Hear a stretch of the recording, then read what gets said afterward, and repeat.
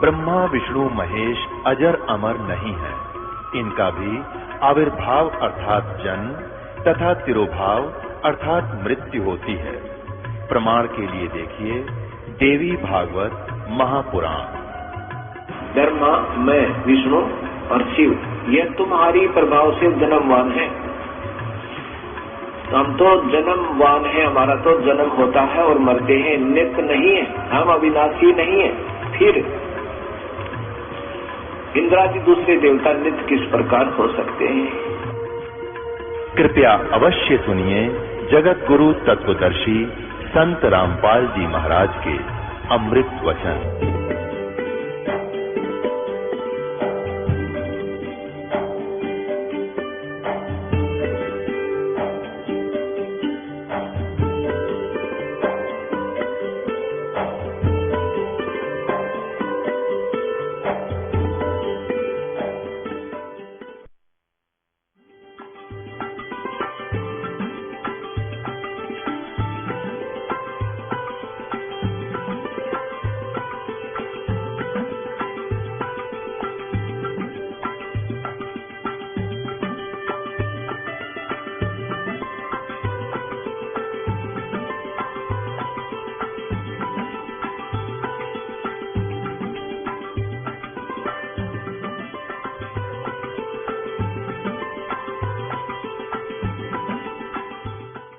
हमारा भक्त है और जो पुराने भगत हो जाते हैं वो थोड़े ढीले पड़ जाए तो उनको सुखी हो जाता है। उन्होंने लड़की की शादी कर दी, लड़की भी नाम ले रही थी, 6 साल हो गए, बच्चे ना हुए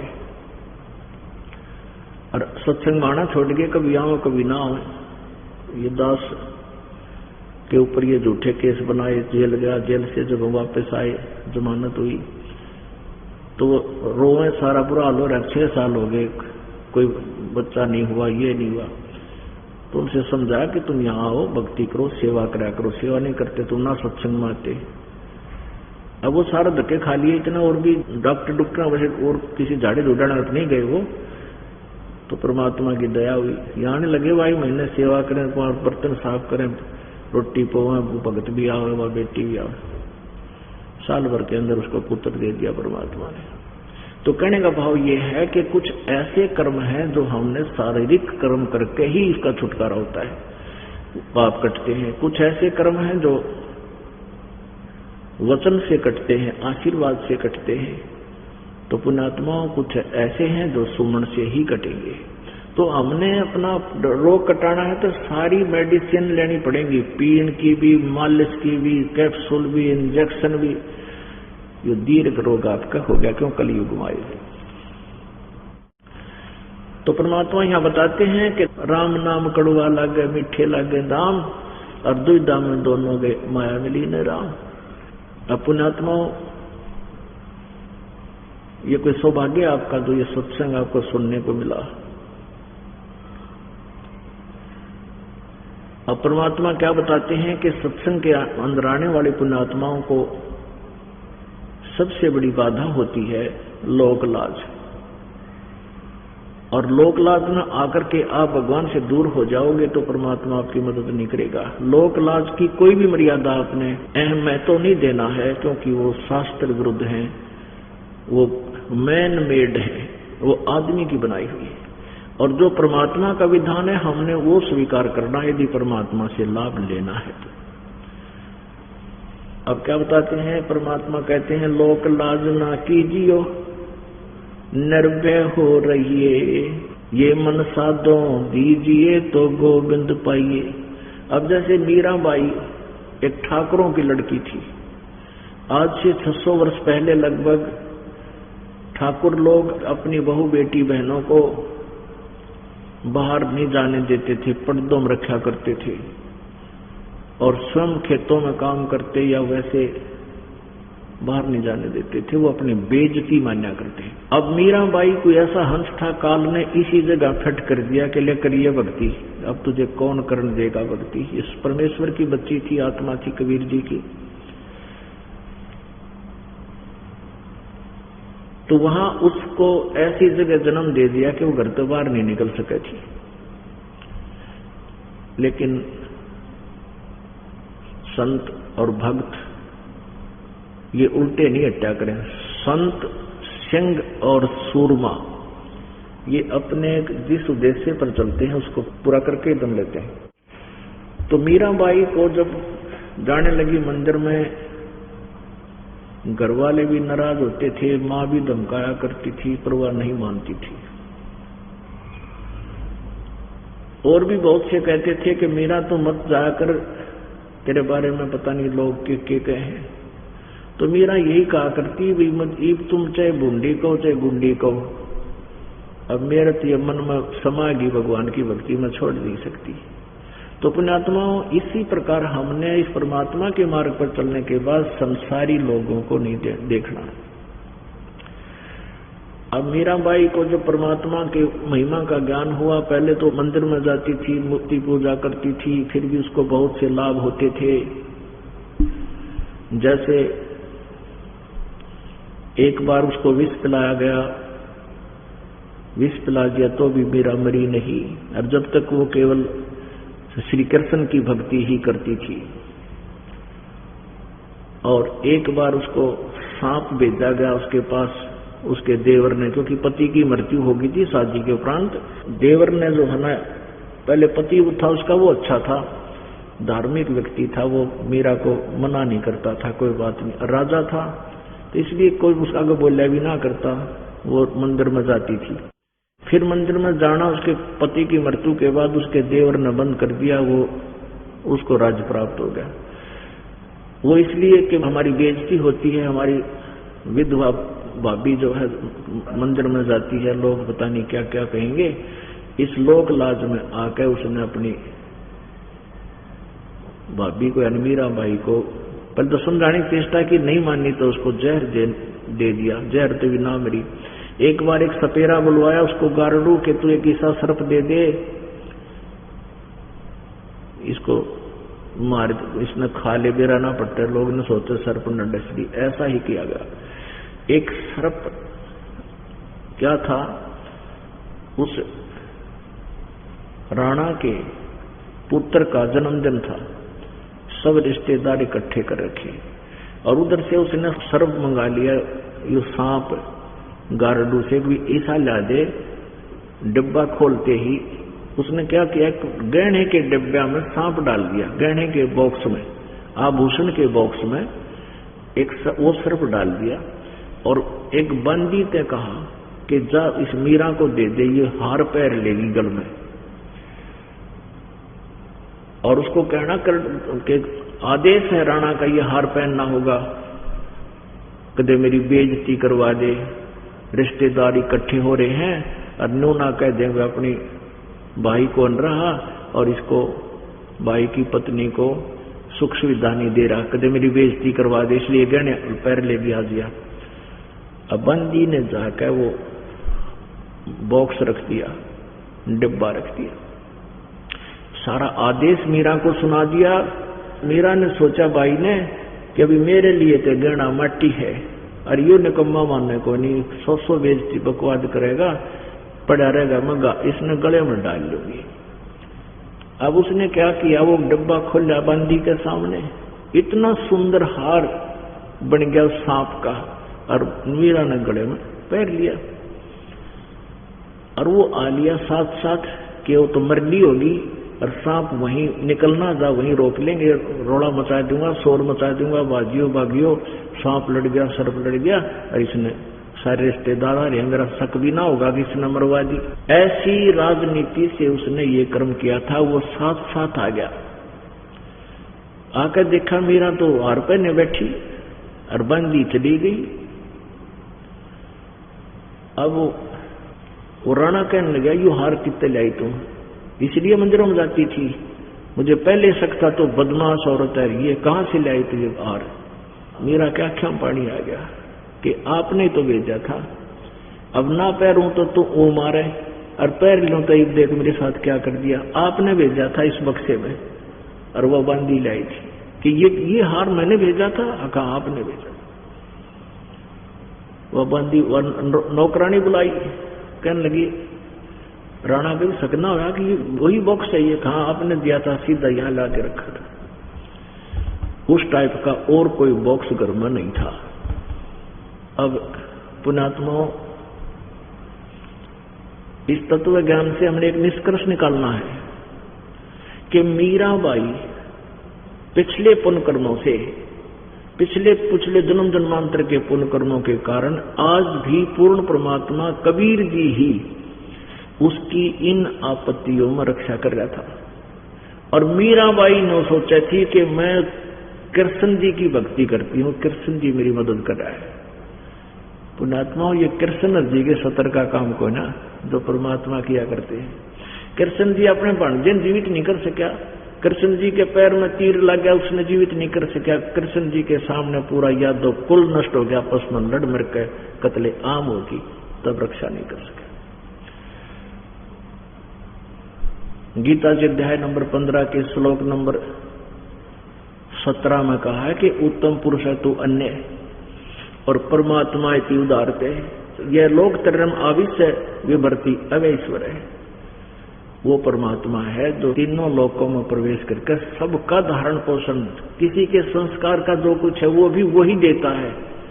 हम जिस भी इष्ट की पूजा करते हैं उसके निमित्त कर देते हैं कि इसने मुझे ये लाभ दे दिया, और वो परमात्मा मान बढ़ाई का भूखा नहीं है, क्योंकि वो तो सर्वसंपन्न है।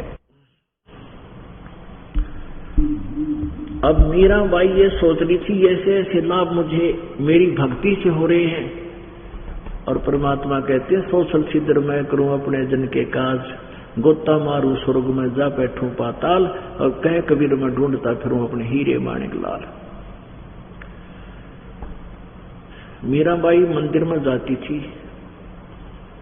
उसके देवर ने खूब हंगा ला लिया पर वह डटी नहीं, और फिर उसने सोची भाई के करूं या मारे तो मरती ना, सर्प भेजा जो आर बन गया, और बेशरम फिर बिना मानने लोग भगवान भी कोई चीज है, कर्महीन इंसान नहीं माना करते, बकवाद ही किया करते।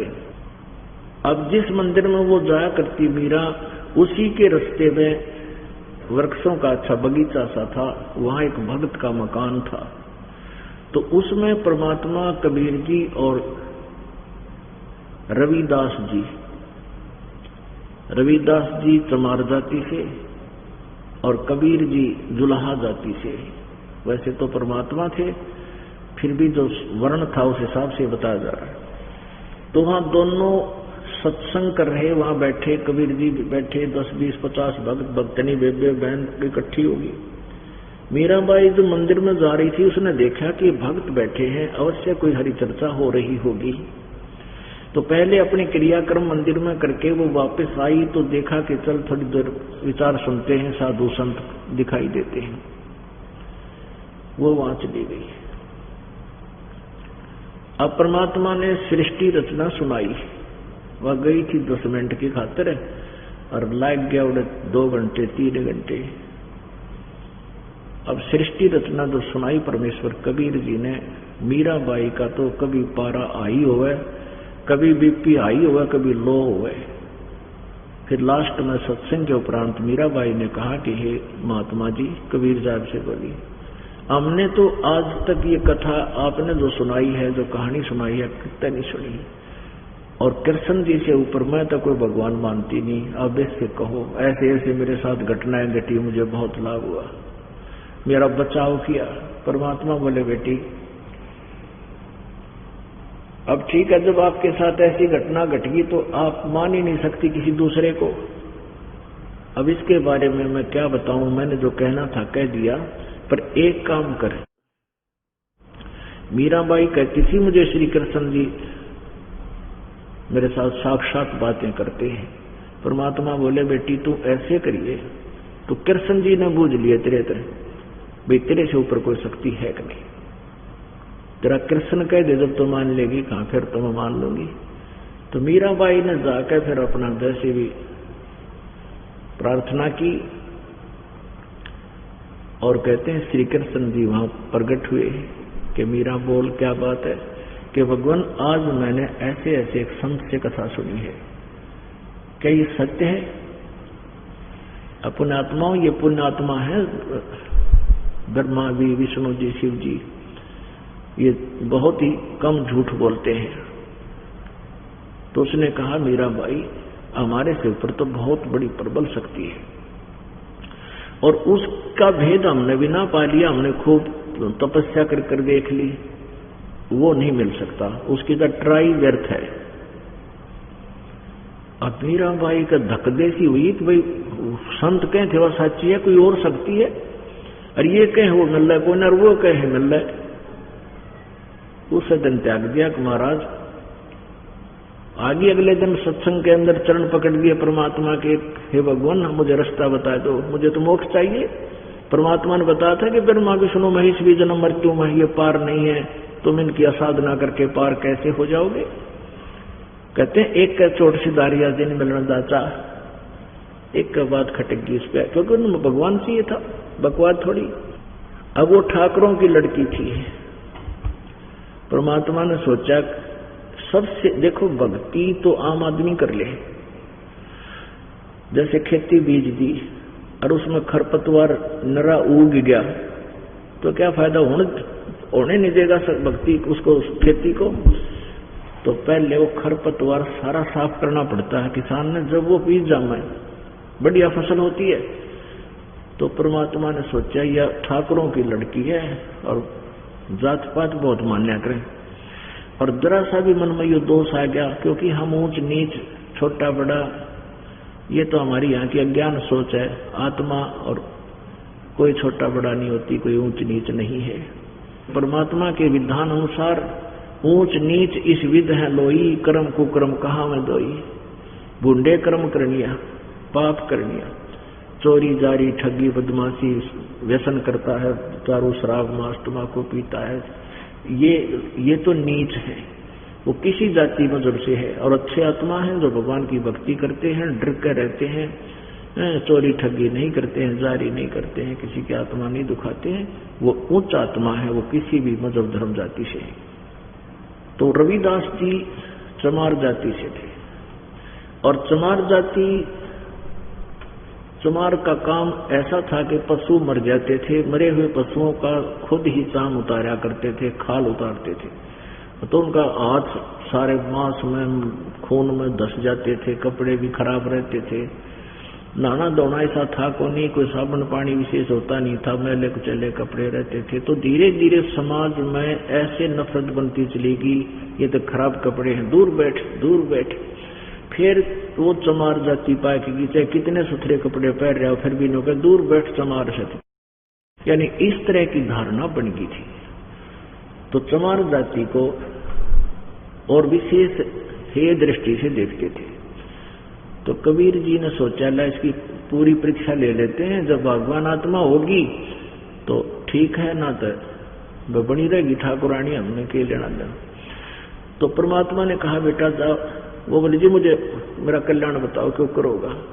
कबीर जी ने कहा कि जाओ, वो बैठा सामने भक्त, उससे पूछ ले, तेरा वहां कल्याण होगा, और उससे उपदेश ले ले।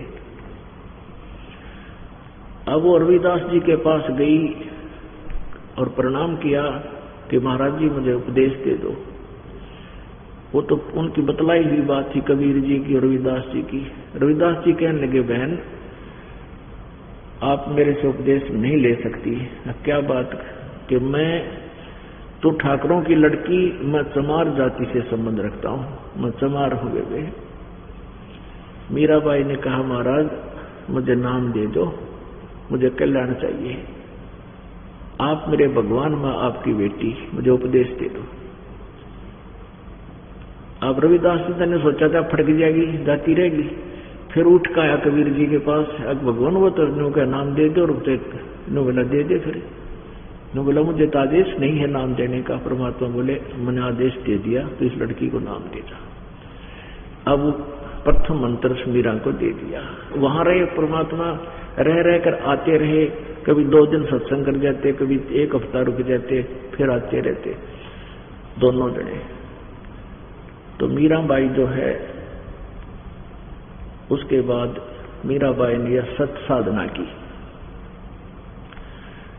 पुण्यात्मा जैसे ये दास पहले हनुमान का पुजारी था, श्याम जी का पूजा करते थे, विष्णु जी की पूजा इष्ट रूप में करते थे, तो घर में जो भी सुख होता था जिसको हम सुख मानते हैं, जैसे भाई पास हो जाते थे पढ़ाई में, शिक्षा में, तो अपने श्याम जी को सारे तेनों का अर्थ है भगवान भला हो तेरा है, भगवान भला हो तेरा है। श्याम जी ने पास कर दिया, हनुमान जी ने पास करवा दिया, भगवान श्री कृष्ण की दया होगी।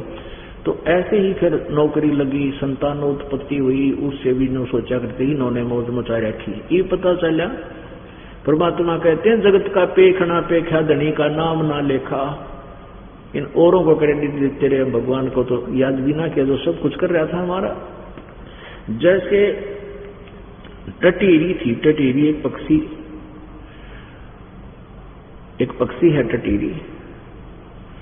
उसने कुरुक्षेत्र के मैदान में अंडे पैदा कर दिए। उसने तो अंडे उत्पन्न कर दिए, उधर से महाभारत के युद्ध का संयोग, दोनों तरफ से सेनाएं आकर खड़ी होगी। और टटीरी बैठ कर वृक्ष पर, टटीरी जमीन पर अंडे उत्पन्न करती है, थोड़ा बहुत घास फूस सा इकट्ठा करके बोझड़ी श्याम। तो उसने वृक्ष पर बैठ कर देखा उत्तरे की दुनिया बहुत ज्यादा, दोनों सैनिक आगे और अग्निबाण इनके हाथों में नाश होगा। तब उसने पुकार करी परमात्मा से, हे भगवान मेरे बच्चों को रक्षा करना, हे भगवान मेरे बच्चों की रक्षा करना। कहते हैं परमात्मा, अब वह कौन सी किसी इष्ट न जाना थी, ना कृष्ण की पुजारी थी, ना शिव जी की, ना किसी और की। उसने तो वैसे पुकारे की थी, हे भगवान मेरे सभी करते हैं वैसे तो, लेकिन जिसके पूर्व संस्कार होते हैं उन्हीं की रक्षा होती है। तो परमात्मा कबीर जी ने कहते इंद्र के हाथी का एक घंटा, अंदर टाली घंटा बंधा होता है गले में, बाजता चला कर, जैसे मंदिरों में ये घंटी होती है इस तरह, वो बहुत बड़ा होता है था। तो वो ऊपर से टूट के उनका ऊपर गिर गया। 88,000 मन का बताओ, 88,000 मन, इतना मजबूत था। तो कहते हैं वहां सारा महाभारत हो गया, अग्निबाण छूटे, 18 करोड़ सेना मर गई, लेकिन वो अंडे सुरक्षित रहे। फिर वो घंटा उठा के देखा ना बाद में, भैया के है हमारा, देखा उसमें अंडा में तो बच्चे हुए पाए। अपने आत्मा ये विचार करना है कि वहां रक्षा किसने की, पूर्व संस्कार से पूर्ण परमात्मा ने ही उन अंडों की रक्षा करी। वह तो किसी देवता में ना पूजा करती, ना जानती थी कौन भगवान है किसा है, उसने पुकार ही की थी। तो पुण्यात्माओं इन बातों से हमने घने उदाहरण लेने हैं, घनी शिक्षा लेनी है। कैसी लेनी है? एक तो ये है कि जैसे आपने नाम ले रखा है, बालक ना ले रहे, आपके बच्चों ने उपदेश नहीं ले रखा, तो आप भक्ति कर रहे हो, और रह रहकर आपके बच्चों पर कोई आपत्ति आती है तो आपकी आत्मा पुकार करती है, हे भगवान इसको ये ठीक हो जाए, मेरा बेटा नहीं हो जाए, बेटी का छोरा हो जाए, बटे शराब छोड़ दे। यानी इस तरह की हमने कामनाएं स्वाभाविक करनी पड़ती है। तो आपकी पुण्य कमाई उन बच्चों को सुख देने में डाइवर्ट होती है, डिवाइड होती है। तो इस प्रकार परमात्मा ये चाहते हैं कि पूरा ही परिवार यदि मालिक के चरणों में आ जाए तो आप जी का जो लीकेज है ना, वह लीकेज ना रहे। और लीकेज किसी चीज की हो वह हानि करती है। एक टायर में थोड़ा सा पंचर हो जा, वो ही कंडम कर दे, तो हम पंचर गणे करें रखा है कि नहीं, और बाट देखा हम परमात्मा के जल्दी ही पहुंच जाएं। लेकिन तरीका यही है, अगर कतिय भक्ति ना करा तो आप भी मरे और बालक भी दुखी हो। कहने का भाव ये है दास का कि आप जी ने पूरा बरसक प्रयत्न करना चाहिए कि जिससे आप जुड़े हो, जैसे बेटी ब्याह की परिवार जुड़ गया, पोता दोता दोती हो गए या पोता पोती है, इन सब को कोशिश करे मालिक के चरणों में ला दे और कहे बेटा तुम अपनी भक्ति करो। अब जैसे किसी ने अपने टायर में हवा भर रखी है और दूसरे का पंचर हो, वो टायर की हवा निकल गई, और अपने टायर में तो उसके टायर में हवा तो डाल सके पर दोनों कंडम हो गए। अब टायर से टायर में हवा भरना कौन सी समझदारी है? या तो पंप ले, आप भी पंप रहे, दूसरे ने मिले बेटा पंप ले भाई और भर ले अपने टायर में, आप हवा भर, दोनों का काम चला। तो हम अभी तक यही करते रहे, ये काल का जाल है कि जैसे अभी तक है पगड़ी पर था कि बाप मर जाता है, बड़े बेटे का पगड़ी बांधते हैं। जैसे एक बताओ था कि इस घर में एक परंपरा चली आ रही है कि इनका दादा झाड़े लाया करे, किस चीज के लाया करता मेरा ध्यान को ना, और वो मर गया, फिर बड़े बेटे को दे दी उसने आशीर्वाद रोप, फिर उसकी पगड़ी बांध दी, फिर ईगो झाड़ी लाता है, उससे भी लाभ होने लग गया। तो क्या था कि वो मरे पाछा भूत बन के बेटे में आ जाता है, वो रही खी कमाई हुआ फिर झाड़ी जाता है अपनी पिछले जन्म जन्मांतर की, यानी कति ऐसे बैठा बैठ जाता है। तो कहने का भाव ये है कि इस प्रकार उस टटीरी ने जो पुकार की उसके पुण्य गए, रक्षा करी परमात्मा ने आके। तो ऐसे हमने परमात्मा की भक्ति करनी है और उसमें श्रद्धा से लगना है।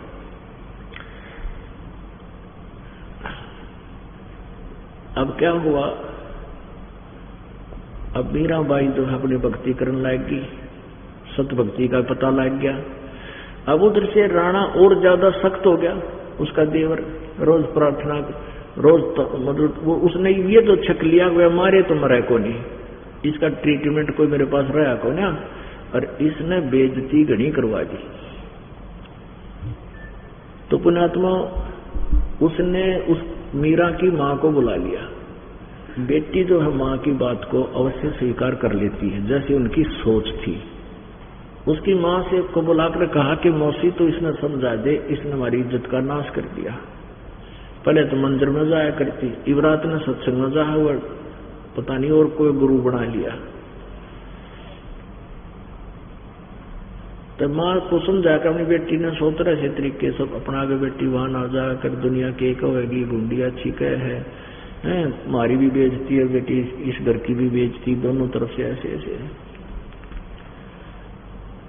अपनात्मा इसको कहते हैं, कबीर साहब जी कहते हैं, मात पिता सुत स्त्री आलस बंधु कान, संत दर्शकों जब चले ये अटकावे आण।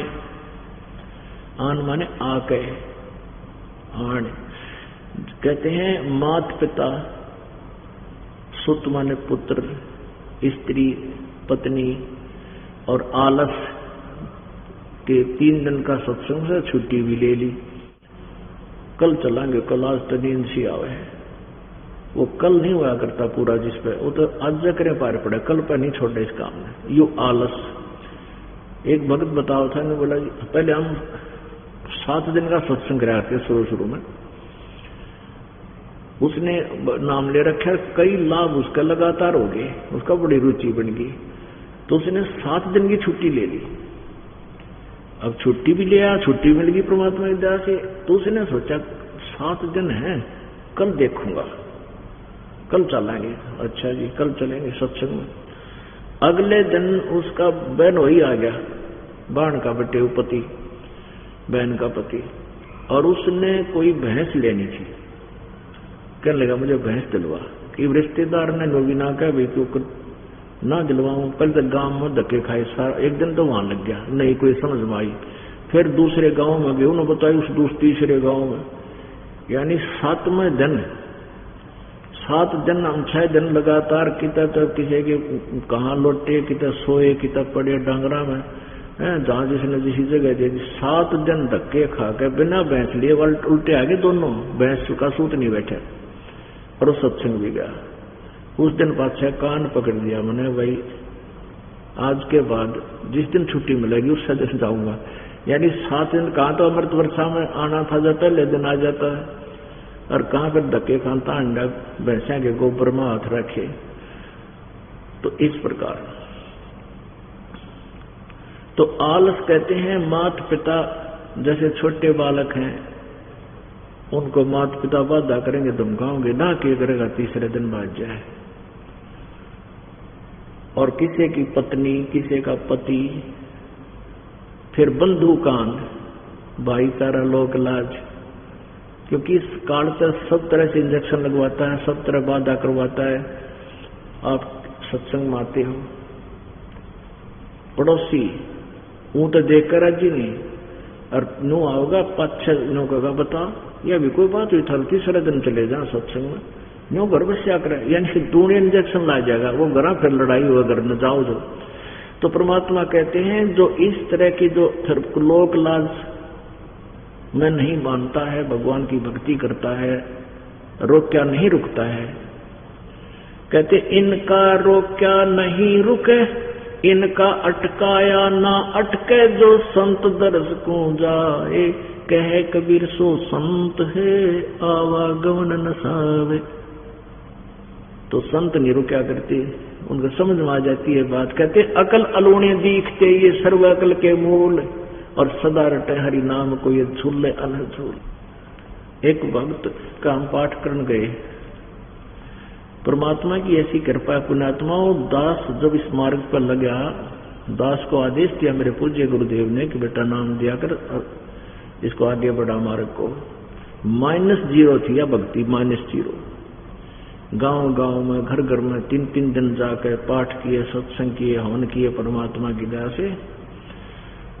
पर ऐसी कृपा होती थी कि सब दुखी हो रहे, किसी के हर तरह की पूजाएं करके छक चुके हैं ये लोग। तो जो भी नाम लेता था सच्चे दिल से लग जाता था। पहले हम संपर्क में ज्यादा रहा करते थे, थोड़ी संगत थी, लगातार जाते थे, उनको मर्यादा भंग नहीं होने पाती थी, तो निर्य लाभ होया करते उनको। युवताओं है 10 नाम लेकर गया, फिर अगले दिन कह नाम टूट गया, अरे महीने पहले नाम ले गया था, इतना जल्दा तोड़ भी दिया। तो नाम लेने से पहले खूब सोच कर नाम लिया करो, और नाम लेने के बाद खंड नहीं होना चाहिए। फिर देखे हाथ मार लिख के। तो उनका पाठ करने गए, उनके कई लाभ हुए। शराब पिया करता, उसके पति वो भी छोड़ गया, बच्चे भी खूब अच्छी तरह बीमार थे वो स्वस्थ हो गए, और भी कई लाभ हुआ। उनके पाठ करे थे, 6 महीने हो गए थे उन्हें नाम लिया। उनका एक बहन का बटेऊ आ गया, बहन का पति, और वो शराबी पति 1 नंबर का। तो वो सीधा वहीं आया उनके द्वार पे। तो बच्चे थे छोटे, उन्हें पता था हमारे शराब पी के घर में नहीं बढ़न देंगे किसी, उन्हें पता था शराबी है उनका फूफा जी। उसकी पकड़ का हाथ, और लड़का था 8-10 साल का, उन ले गए दूसरे चाचा को छोड़ा, अकाड़ा पड़े यहाँ रुक, तो पी का रहा शराब। तो उनके छोड़ दिया, और खाना हम भिजवा देंगे तेरा, यहाँ से सत्संग हमारे यहाँ चल रहे जैसा भी। तो उन्होंने फिर उसके इंजेक्शन ला दिया कि शराब उतरे बात है। सुबह उस समझाया को तो भाई फंड कर रहे हैं, उसका चाचा का है, और नाश करेंगे, 2,500 रुपये लाग जाए इस पाठ पे। पहले हम जाते थे, इसे 2,500 रुपये खर्चा आता था। उन्हीं का तो सिर्फ खाना खाते थे, किराया भी नहीं लेते थे किसी से, क्योंकि दास की सर्विस थी। और सैटरडे संडे ऐसे 3 दिन, शुक्रवार हम पाठ करते थे, शाम में शुक्रवार को चला जाता, 2 दिन की छुट्टी होती थी। पाठी पाठ वहां करने वाले और भगत होते थे। तो रिश्तेदार को उसने, उसके चाचे ने पूरे इंजेक्शन ला दिए, वह नाश करेगा, 2,500 रुपये ला दिए इसने। और ऊपर चौबारे बना रखे हैं, उनके कुआड़ ना चढ़वाए, 2,500 में तो कुआड़ चढ़ जाते दरवाजे। अब हम तो आ गए, वो उस दिन तो बढ़न नहीं दिया, उस दिन अगले दिन भोग लगना था, हम भोग लगा कर आए। वो बताऊं तो जी 5-6 आया उस रिश्तेदार, हमने शिक्षा दे आप दारू पीवे, नो कहे थारा पर 2,500 रुपये खर्च कर दिए, ऊपर कुआड़ क्यों ना चढ़वा लिए, दरवाजे क्यों ना चढ़वा लिए, 2,500 में है ये पड़े। तो वो कहने लगे हमने हंसी आवा, आप दारू पी और हमने शिक्षा दे, देख नालायक। पर हम क्यों मानना थे उसकी, हमने कहा कुआड़ भी चढ़ देंगे, हमारी केबरान माटी हो रही थी, साल में 10,000 तो दवाइयां लगा दिया करते औषधियों के, और हम सुख हो गया हमारे घर में, समझा बुझा दिया, पर वो नहीं माना। तो कहने का भाव यह कि इस तरह के भी बहुत से लोग होते हैं, तो वो लोक लाज में हमने मानना नहीं चाहिए। अपनात्माओं जैसे एक आड़ी बीज बोया था गेहूं, और एक बाबूजी आ गया बड़े शहर में जन्मे, उसने कभी ये देखा ही नहीं था कि गेहूं कैसे पैदा होते। उसने अपने घर में बोरी में गले गेहूं देखे, और माँ उसने पिसवा कर रोटी बना देती थी। उसको ये नहीं पता था गेहूं कैसे उत्पन्न होते। उसकी नौकरी लग गई रूरल क्षेत्र में, यानी गांव में। वो पहली बार जा रहा था, एक किसान गेहूं मिट्टी में डाल रहा है, यानी बीज बोए, एक थैले में डाल रखे और कुछ रखे और एक कोने में। अब वो बाबूजी देखता रहा, ये आदमी मेंटल है कि खान की चीज मिट्टी में दे रहा है, मूर्ख। अब वो देख रहा है, उसने खड़ा खड़ा काफी देर देखता रहा। अब किसान ने सोचा ये कोई वैसे खड़ा हो गया होगा, गेहूं देख रहा है बैलों को चलतों को। फिर उसने हाथ करा भी, रोकिए बैल वाले रोक। कहा जी क्या बात है, कि तू मूर्ख है क्या? आड़ी ने सोचा था कोई रास्ता पूछता होगा, ये अच्छा उल्टा बोला। ने बोला तो मूर्ख है क्या? क्या बात? अरे भले पुरुष, हिंदुस्तान में पहले खाद्य सामग्री की कमी है, ये है वो, लागे अटपट कर, और तू मिट्टी में गेहूं डाल लग रहा, तेरा दिमाग खराब है, क्यों बर्बाद कर रहा है? तो गल जाएंगे, सड़ जाएंगे, बड़े साफ सुथरे तो टैंकी वैंकी में रखने चाहिए। अब वो किसान तो उसने सोचा ये बंदर कितना है क्या, ये बन देख रहा। किसान ने तो वो शहर वाला मूर्ख लगे, और उस शहर वाले ने किसान मूर्ख लगे कि मूर्ख जो है ना लग रहा बर्बाद कर फसल, गेहूं को मिट्टी में खराब कर रहा है। वो किसान समझ गया कि वो तकती इसने पता को ना बाबूजी ने शहर का रहने वाला, फिर उसको समझाया कि ऐसे ऐसे है भाई, अब मैं 40 किलो लाया हूं, 1 एकड़ में बोऊंगा, और ये फिर 60-70 मन बन जाएंगे। 1 मन लाया हूं, 70 मन होंगे इस किलो में, इस किले में। युवा उसका समझ में आवे नहीं, क्योंकि वो प्रोसीजर से परिचित नहीं। न बोला ना क्यों बकावा है, नो यार माटी में लग जाएंगे, तीसरा दिन देख लिए। अब किसान उसकी क्यों कर माने? किसान कैसे माने उसकी बात को? वो चाहे ना माने किसान की, वो दूसरी बात है। फिर किसान ने कहा तो 4 महीने बाद आइए, आपको दिखाऊंगा कैसे ये कई गुना होते। तो सारा कहने का भाव ये है कि वो गेहूं, अब किसान तो ये अपने प्रोसेस से परिचित था, अपने व्यवसाय से, वो उसके कहने से रुक नहीं सकता। आखिर में उसने मानना पड़ा, उसको बताया कि देखो एक दाने से अब ये गुच्छा बन गया, और प्रत्येक का बाल लागी, और प्रत्येक बाल में 50-60 गेहूं, ऐसे भगवान देता। तो ऐसे ही ये दान जो आप करते हो, आपका किराया भी भगवान के दान में गिना जाता है, यहां तक का आने और जाने का। अब जिसने ये ज्ञान नहीं, तो वह न्यू सोचे हैं कि ये तो नाश करेंगे, तीसरे दिन सत्संग में जाते हैं, आजकल इतना महंगाई हो रही है और किराया भाड़ा भी नहीं देखते ये। तो पुण्यात्माओं, हम नहीं मान सकते उस किसान की तरह, वो तो अनजान है। किसान को उस बाबूजी ने कहा कि तू बर्बाद हो जाएगा, ये गेहूं मिट्टी में डाल लगा। उसने कहा था बर्बाद नहीं, ये मुझे आबाद करेगा, ये प्रोसीजर जो मैंने अपना रखा।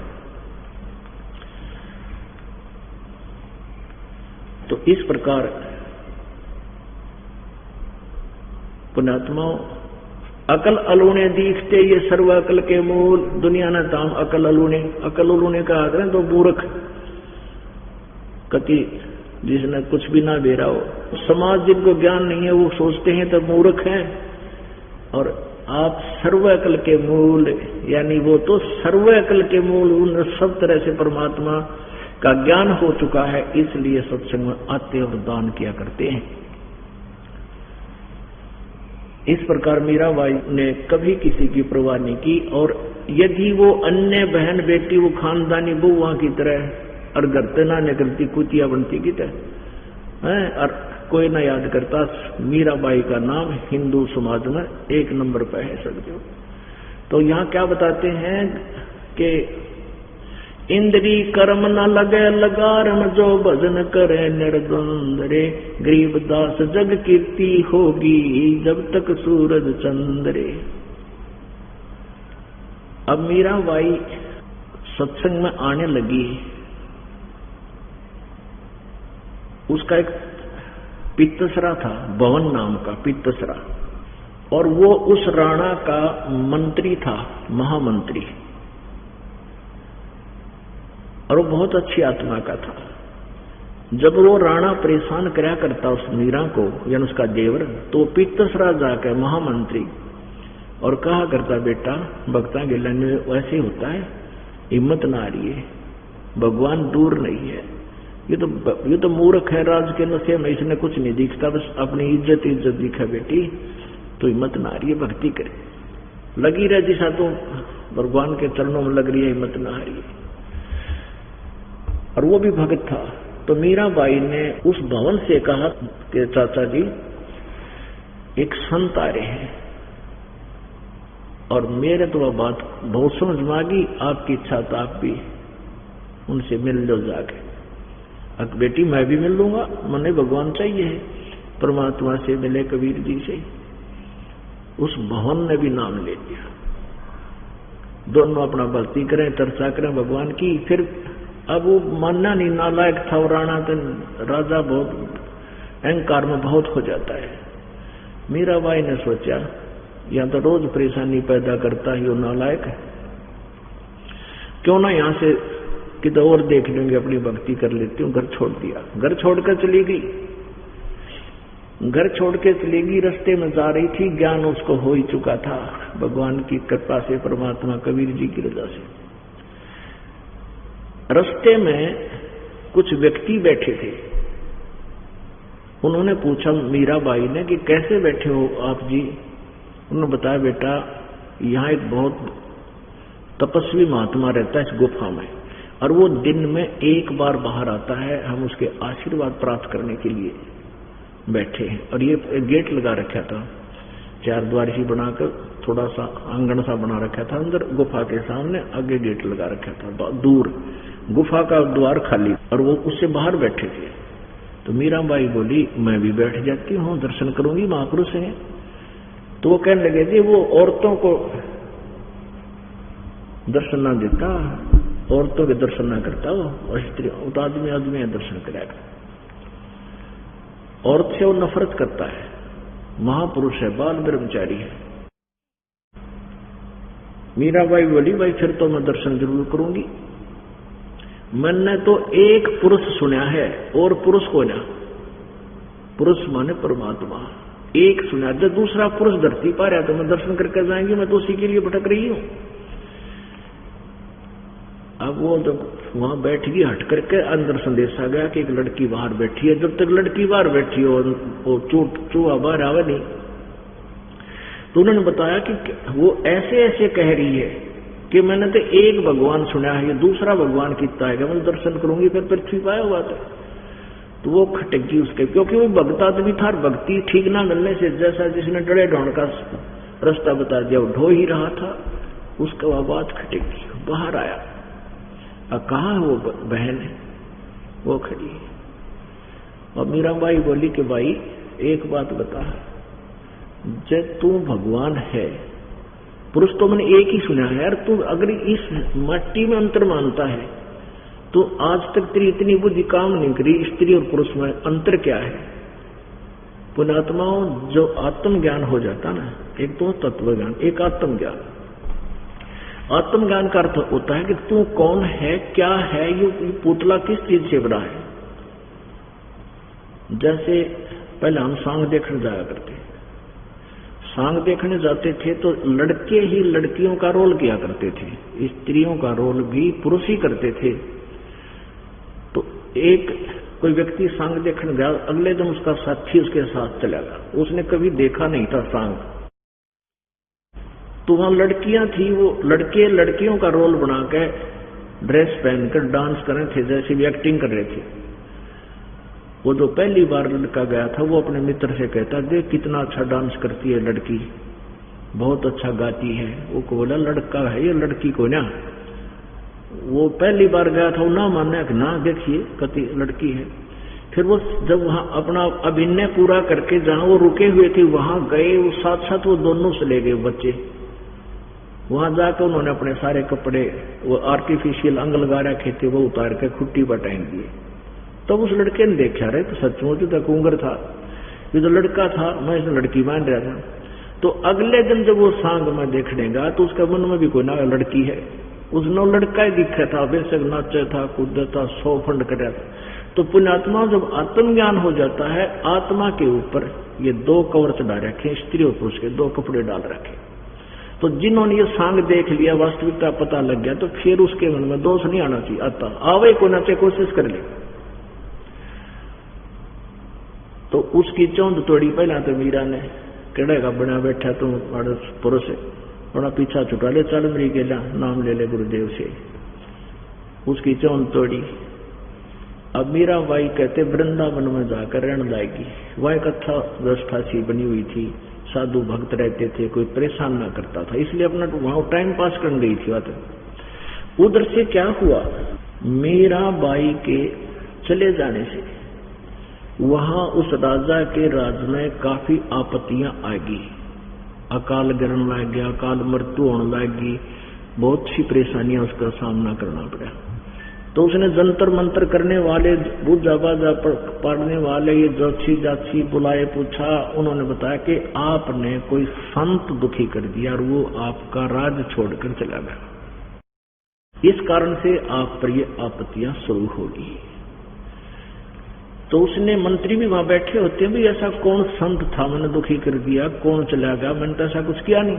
उनका जो वजीर था भवन, वो कहने लगा कि मैं बताऊं कौन था, कि वह मीराबाई, वो संत है, वो भगत थी, वह इतना सता दी और उसके जाने से दिक्कत आई। तो कहने लगा भाई फिर क्या इलाज हो। वो जंतर मंतर करने वाले ज्योतिषी कहने लगे वो वापस आवे तो तेरा राज में सुख हो, ना तो नहीं होगा। अब वो क्या सोचने लगा भी मैंने तो बहुत परेशान कर दी थी, अब तो आएगी ही नहीं। तो उसने कहा भी कोई उस मीराबाई को ला सकता है? 2 सिपाही खड़े हुए, सैनिक, क्योंकि वो भी मीराबाई के पास बैठा करते थे और रोया करते थे जब उसके दुख में दुखी होते थे। मीराबाई की उनके प्रति बहुत हमदर्दी थी, तो उनको ये विश्वास था कि बहन हमारे प्रार्थना को अस्वीकार नहीं करेगी। उन खड़े होकर कह दिया हम ला सकते हैं। तो कहने लगे वह जब ना आई तो, वो बोला राजा कि वो नहीं आई तो क्या करोगे? जी हम भी नहीं आवेंगे। अच्छा जाओ तो। अब वो चले गए। मीराबाई से कहा बहन हम आपसे बहुत आशा लेकर आए हैं और वहां बहुत ज्यादा दिक्कत हो गई है और एक बार आप चलो। हम कसम खा के आए हैं कि आप नहीं चलोगे तो हम भी नहीं जाएंगे। तो मीराबाई बोली भाई मैं मर गई होती तो किसने ले जाते, अब फिर तो हम चले जाते, भाई आप मरी ही गई होती तो फिर तो हम कह देते। न बोली डट जाओ थे। अब मीराबाई ने परमात्मा को याद किया। वहां श्री कृष्ण की एक मूर्ति थी, उस मूर्ति में समा गई, वह खत्म हो गई। एक कपड़ा छोड़ दिया, शेष एक जो ओढ़ना होता तीर है, बाकी उसके अंदर समा गई। अब वो फिर देख लिया वो तो रही नहीं, तो वापस आ गए, दोनों खाली हाथ आ गए। सभा लगी, राजा बैठा था, उधर से वो मंत्री, महामंत्री, वजीर भी, भवन भी बैठा था, भवन नाम था उसका। वो भी सच्चा भक्त, सच्ची भक्ति करता था परमात्मा की, सिद्धियां आ गई थी उसमें भी। अब दरबार में वो दोनों सैनिक आए। राणा ने पूछा कि ले आए मीरा को? मुंह लटका के खड़े हो गए, जी नहीं लाए। मिल गई थी का मिल गई थी। फिर तुम यो कह रहे थे हम भी नहीं आएंगे। कहने लगे जी वो ऐसे ऐसे पत्थर में समा गई, अगर जीवित होती तो हम ले आते। तो क्या बोला वो कि वह बदचलन थी, कोई मुसलमान कर लिया होगा उसने पति, और इसलिए पत्थर में समा गई धरती में। जब जानता आकाश में उड़ जाती, वह भगतनी थी। तो ऐसा वो दुष्ट इंसान हमेशा ऐसी बकवास किया करते हैं। अब भवन खड़ा हो गया, नो बोला रहे निकम्मे, क्योंकि फिर भी राजा बेशक था, बेटा था, चाचा था उसका, वो बेटा तो था वो राणा। नो बोला रहे निकम्मे, तने शर्म आई कुछ? तो क्या बकवास कर रहा है, एक भगत के बारे में तने ये शब्द कह दिए। अगर कोई आकाश में चढ़ जाए तो मान जाएगा तुम? तेरा कैसा नालायक, फिर भी नहीं माना करता। नो बोला मान जाए क्यों ना, ऊपर न कोई चढ़ जाओ तो डूब जाता, ऊपर स्वर्ग न जाती।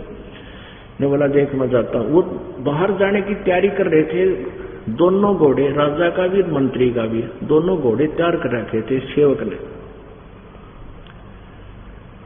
और भवन वहां से खड़ा हुआ, तलवार तलूर सारी साथ लेकर जाते थे ना, बाहर जंगल में घूमने जाते थे। भवन को कैसे झटका लगा था थोड़ी यह बतानी आवश्यक होगी।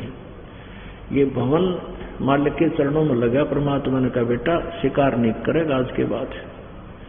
अगजी नहीं करूंगा। तो उसने एक दिन इस राजा के साथ गया हुआ था। राजा ने कहा कि इस मर्ग को तो मारना पड़ेगा, मेरा नीठा है। उसने वो मर्ग मार दिया। वो मर्ग मार दिया तो उसके मर्गनी थी, उसके पेट में गर्भ था, वो दोनों कट गए। और वो उसका पति मर्ग दूर खड़ा खड़ा रो रहा, आंखों में आंसू आ रहा, जैसे न सोच रहा हो कि नहीं मुझे भी मार दे पापी। तो उसके बाद भवन ने कसम खा ली, दोबारा उपदेश दिया, परमात्मा मुझसे गलती होगी, आज के बाद मैं मारूंगा नहीं। अब उसके बाद उसने क्या करा कि राजा के साथ जाना पड़े, शिकार भी खेलना पड़े, जाना ही पड़ेगा शिकार में। तो उसने काठ की बनवा ली तलवार और उसमें डाली म्यान में। अब दूसरे जो और मंत्री थे वो ईर्षा करते थे, वजीर और फकीर हमेशा आपस में ईर्षा रखा करें। तो उन्होंने एक दिन कान में फूंक मार दी राजा के कि यो जो तेरा वजीर है भवन, यो काठ की तलवार रखता है और आपने मरवा होगा को कभी देख लेना। अब राजा बोला भी नहीं, ये तो मेरा चाचा भी है और कॉन्फिडेंशियल आदमी है, ये बात नहीं हो सकती, ये मेरे से धोखा नहीं कर सकता जी, दुश्मन हो गया तेरा, पक्की बात है। तो राणा ने कहा कि अगर इसकी काठ की तलवार पा गया तो गर्दन काट दूंगा मैं इसकी, फिर तो शत्रु है मेरा, मेरे साथ तो जाना पड़ता है, मेरी आपत्ति में रक्षा और कौन करेगा, मंत्री ही करते हैं। तो सबको फालन कर लिया राजा ने कि सब आ जाओ यहाँ पर, मंत्री महामंत्री सब इकट्ठे कर दिए, 20-30 जितने थे, और कहा तुम अपनी तलवार निकालो, चेक करूंगा। सीधा तो कहे क्यों करे। अब और कहा कि जिसकी भी तलवार काट की मिलेगी उसका गर्दन काट दूंगा। अब भवन ने सोचा भाई तो ये दिन आना ही था, कोई बात ना, आज कट जाए, कटेगी तो, पर गुरु के वतन से कट नहीं सकता मैं। अब जब सबकी तलवार चेक करता हुआ निकालो, वो निकाल रहे हैं, डाल लो, निकालो, डालो। जब भवन का नंबर आया ना, अब उसे पता था कि काट क्या ठोक रखा मंदिर लाठी में, उसने न्यू काट दिया। आय हाय, इतनी गजब की चमका लगा जैसे बिजली चमका कर, स्टेनलेस स्टील की तलवार निकली उसके अंदर से। अब सब हैरान रह गए, काट की हमने देखी, 2 मिनट पहले चेक करी, इसकी काट की थी, कैसे होगी। अब परमात्मा कहते हैं कल्पे कारण कौन है, कर सेवा निकाम, मन इच्छा फल देवेगा, जब पड़े धनी से काम। वहां धनी का काम था। अब भवन जब उसने मीराबाई को अपशब्द बोले एक भक्त को, उस भक्त पर सुने नहीं गए पवन पे। भवन कहने लगा तू ना मानेगा भाई, जब आकाश में भी कोई चढ़ जाते, मैं चढ़ता हूं आकाश में, और तेरे जैसे राक्षस के राज में रहना भी ठीक नहीं है। घोड़े पर जाकर एकदम चढ़ गया ऊपर, और कहते एक सीधी आकाश से उड़ जाई, घोड़े समेत उड़ा लिया ऊपर, अगले नीच हम जा रहे स्वर्ग में, घोड़े से जा आकाश में। वो भवन गवन गगनों किया, घोड़े से जा गुलाम, और 100 मिश्री साहिब मिले बर्छी सदा लगाम। बोलो सतगुरुदेव। तो पुण्यात्माओं, परमात्मा की भक्ति के अंदर अब यहां भी हमें थोड़ा डिफरेंस करना है कि ये सिद्धि थी, इन सिद्धियों से भी बात नहीं बनती, लेकिन हम इन सिद्धियों से ही परमात्मा की तुलना करते रहे। परमात्मा की भक्ति ये चमत्कार दिखाना जरूरी नहीं होता। परमात्मा की भक्ति सत भक्ति सतमंत्र से ही होगा। जिसके पास सही मंत्र है उसने सिद्धियां की आवश्यकता नहीं, परमात्मा की आवश्यकता, ऐसे बेड़ा पार होगा। बोलो सतगुरुदेव।